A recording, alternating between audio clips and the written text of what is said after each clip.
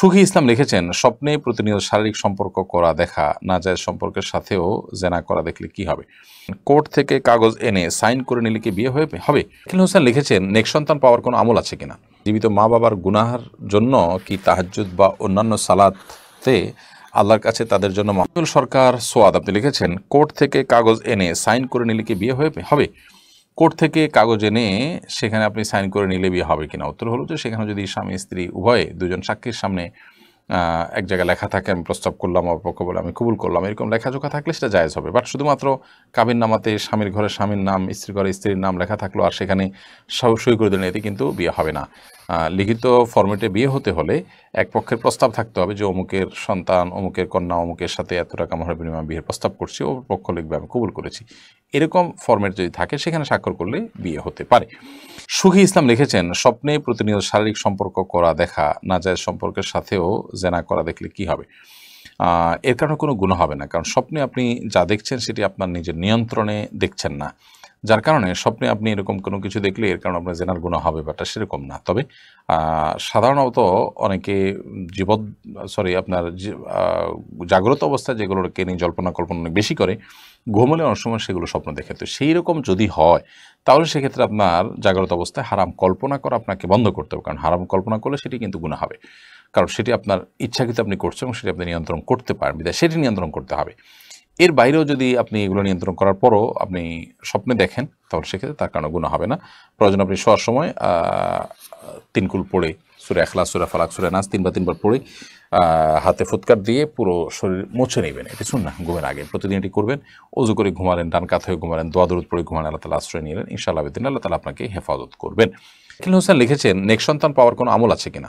নেক সন্তান পাওয়ার জন্য ভালো স্ত্রী, যিনি আল্লাহভীরু, মুত্তাকি, পরহেজগার, ধার্মিক, সেরকম স্ত্রীকে জীবনসঙ্গী হিসাবে গ্রহণ করতে হবে। এটা হলো প্রথম কাজ।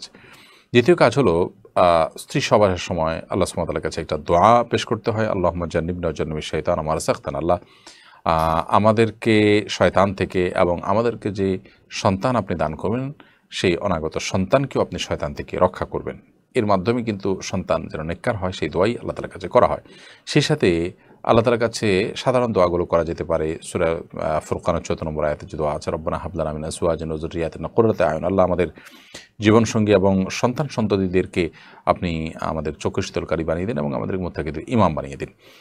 দোয়া করা যেতে পারে। এর বাইরে নির্দিষ্ট করে আলাদা নেক সন্তান পাওয়ার জন্য, সন্তান হচ্ছে না, সন্তানহীনতা দূর করার জন্য, ছেলে সন্তান হচ্ছে না সেটি হওয়ার জন্য, বা ভালো সন্তান আল্লাহর সন্তান যেন হয় সেজন্য আল্লাহ তাআলার কাছে নির্দিষ্ট ফরম্যাটের দোয়া করতে পারেন, সাধারণ ফরম্যাটের বাইরে।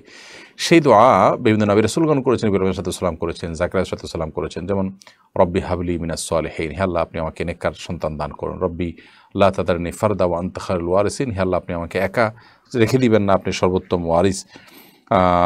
এভাবে রব্বি হাবলি মিন লাদুনকা যুররিয়াতান তাইয়্যিবাহ ইন্নাকা সামিউদ দুআ, আল্লাহ আপনার পক্ষ থেকে আপনি আমাকে পবিত্র সন্তান, ভালো সন্তান দান করুন, আপনি দোয়া শ্রবণকারী।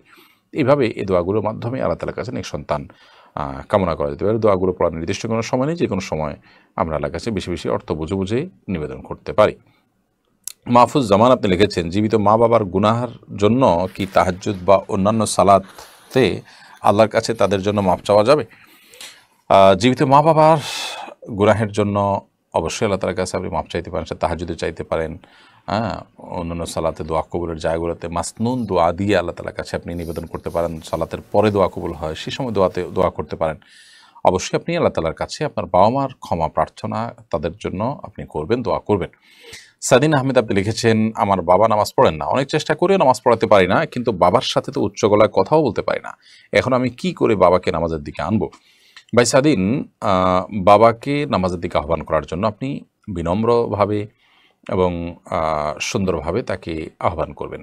কোনো কারণে যদি বাবা আপনার আহ্বান না শুনেন, আপনার কথা না শুনেন, তাহলে আপনি অন্য কাউকে দিয়ে চেষ্টা করতে পারেন, আপনি চোখের পানি ফেলে তার জন্য দোয়া করতে পারেন। এর বাইরে তাকে নামাজের দিকে আনবার জন্য আপনি দুর্ব্যবহার করা, তার সাথে বাজে ব্যবহার করার কিন্তু সুযোগ নেই, সেটি আপনার মাথায় রাখতে হবে।